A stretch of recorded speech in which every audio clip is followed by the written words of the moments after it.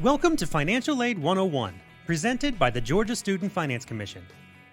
Before we begin, I would like to remind you that all information in today's presentation can be found on GAfutures.org.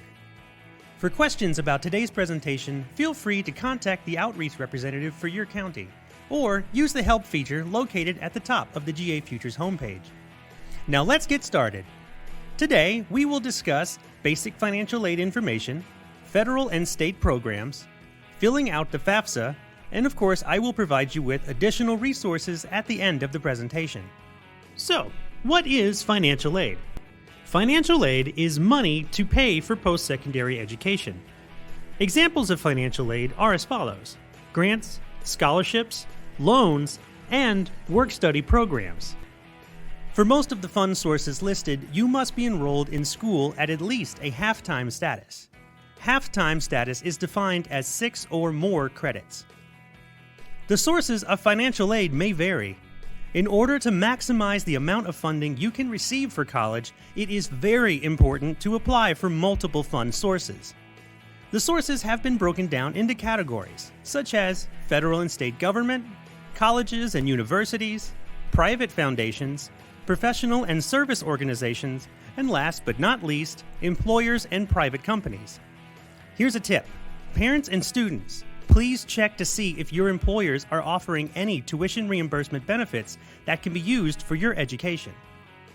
Many of these sources can be found in the scholarship search engines, such as the one located in GAfutures.org. Types of financial aid. Up first, you have your merit-based scholarships. A merit-based scholarship is a type of scholarship that is earned based on your academic performance, athletic, or artistic ability, just to name a few.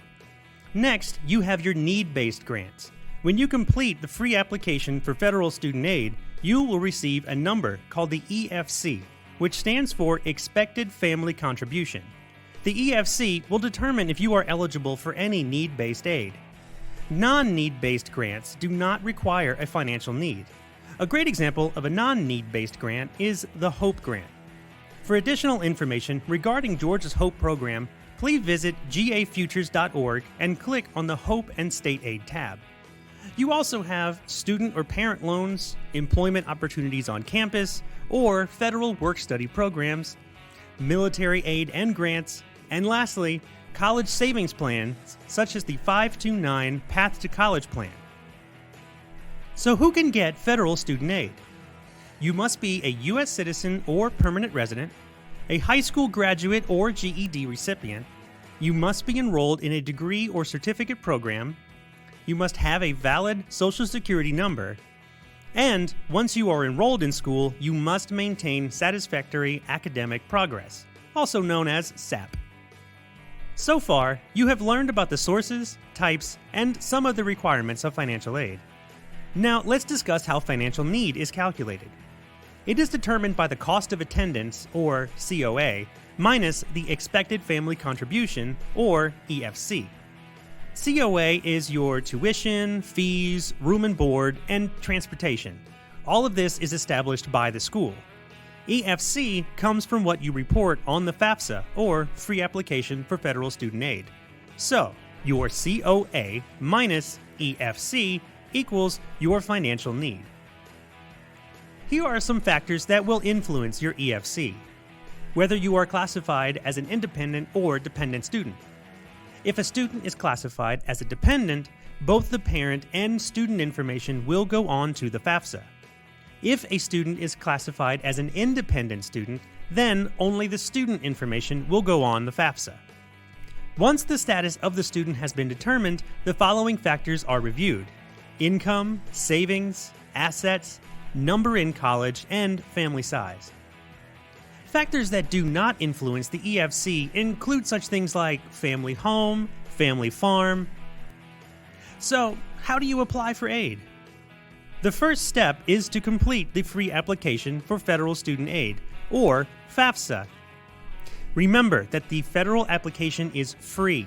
If you go to an incorrect site, you will be asked to pay a fee to complete the application. Most states, including Georgia, disperse awards based on data from the FAFSA. For state aid, GSF Apps is the Georgia-specific financial aid application, which is available on GAfutures.org. For school and outside scholarships, please contact the school for requirements and deadlines. Next, let's discuss filling out the free application for federal student aid, better known as FAFSA. This is the most important application you will fill out in the financial aid process.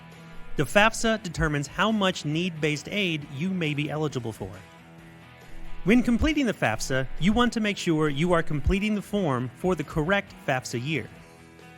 If you are uncertain as to which FAFSA you need to complete, please contact the financial aid department at the college you are planning to attend.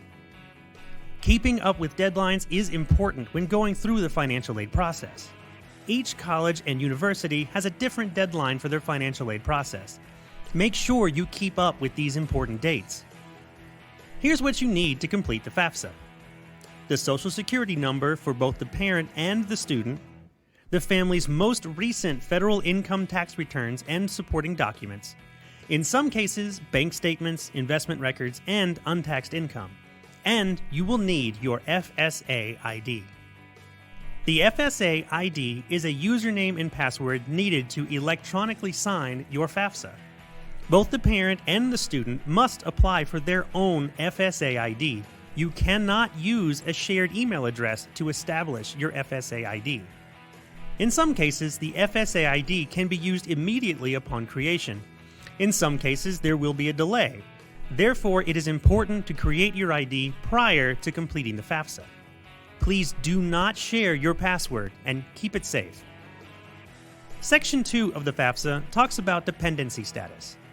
This worksheet determines whose information goes on to the FAFSA, both the parent and the student, or just the student.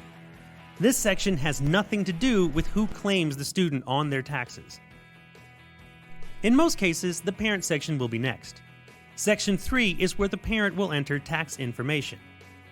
This section can become a little confusing. Therefore, the FAFSA website has helpful links to assist students with determining whose information should be used when completing the FAFSA.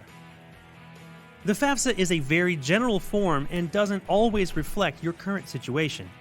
Please remember, in some cases there are special circumstances, things that happen financially that we cannot anticipate and are not reflected on your taxes. These include a change in employment status, excessive medical bills, or a change in a student or parent's marital status, just to name a few. Anytime you have a significant change in income, be sure to talk to the financial aid office.